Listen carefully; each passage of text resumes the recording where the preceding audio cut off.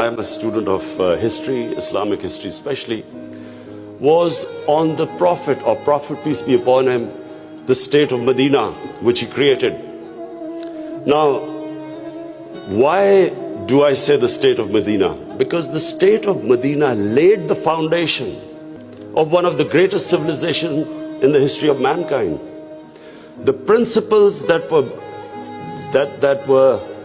found the foundation of the state of Medina is what for the next 700 years was the greatest civilization on earth.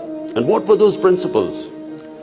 The state of Medina was founded on incredible principles of justice and humanity.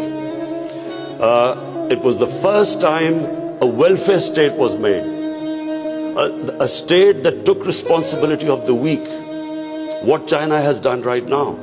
That was the state of Medina, where first time a state took responsible for its poor, its weak, its orphans, its widows. In the state of Medina, the first time pensions were created. Old people were also, it was a humane state. And secondly, there was justice, rule of law. These were the two main things. And the third thing, the Prophet of Islam, peace be upon him, made seeking knowledge a sacred duty. The word was that even if you have to go to China to seek knowledge, you must. Those days going to China meant not coming back. So the emphasis on seeking knowledge. For the next 700 years, all top scientists were Muslims. And that was the state of Medina. It laid that foundation. And then the way minorities, other religious people were treated. The Prophet signed famous, the Misaq-e-Medina. There's still a letter in St. Catherine's Church which was signed with the Christians that your places of worship will be, till the end of time, they will be protected by Muslims.